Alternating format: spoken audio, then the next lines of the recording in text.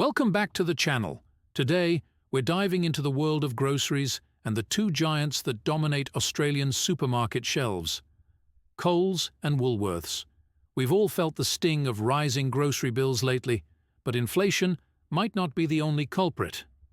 Let's investigate how Coles and Woolies allegedly interact with their suppliers in a way that could be impacting your wallet. Buckle up, because this could be affecting your wallet in a big way. Let's start with some eye-opening numbers. Coles and Woolies hold a whopping 65% of the Australian supermarket industry. That's a massive chunk of the market, giving them incredible power over the businesses that supply them with everything from your favorite cereal to that juicy steak.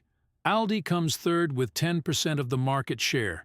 Independent supermarkets under the IGA banner hold 18%, and other players make up the remaining 2%. That's like 2 out of every 3 grocery dollars spent in this country go to Woolies and Coles. This power imbalance creates an environment where Coles and Woolies can call the shots. Here's how it allegedly plays out. Suppliers need shelf space, and Coles and Woolies know it. They control a significant portion of the market, giving them leverage over suppliers. Coles and Woolies reportedly prioritize maintaining their healthy profit margins. This means even if their costs fluctuate, they allegedly expect suppliers to absorb some of the difference to keep the wholesale price the same. Making matters more difficult, if a supplier's production costs rise and they need to increase the wholesale price, Coles and Woolies allegedly make it challenging. They might demand extra fees just to get the price increase approved. On top of potentially inflated price approvals, suppliers also get hit with extra charges for things like in-house advertising. Remember those Coles radio ads or spots in Woolies Fresh magazine? Suppliers might be footing the bill for that prime placement, further squeezing their profit margins. Reports say these fees can be as high as $30,000 for a full-page ad in Woolies Fresh magazine or a 4-week spot on Coles radio.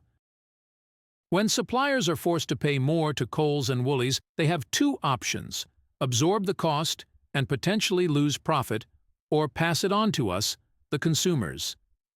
In most cases, the cost gets passed on, leading to higher prices at the checkout. Imagine your favorite cereal goes up by just 50 cents a box.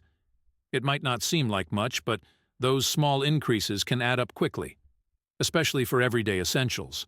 Things get even more interesting when you consider Coles and Woolies' profits. While inflation is a factor, some reports suggest their gross profit margins on Australian food sales are quite healthy: 6.1% for Woolies and 4.8% for Coles. These are strong margins compared to supermarkets overseas. For example, Kroger, a major U.S. grocery chain, has a gross profit margin of around 2.3%. This suggests that while inflation is certainly a contributor to rising grocery bills, Coles and Woolies' profit margins leave room to question if some of the cost increases could be absorbed without squeezing consumers and suppliers as much. There is a code in place, the Food and Grocery Code of Conduct, supposedly designed to ensure fair trading practices between supermarkets and suppliers. But according to experts like Abdel Badura, it has a major flaw: no penalties for violations. Without consequences for bad behavior, the code might not be doing enough to protect suppliers, or, ultimately, us as consumers. This lack of enforcement raises a concerning question. If a crucial industry like supermarkets can operate with a seemingly weak code, what about other sectors?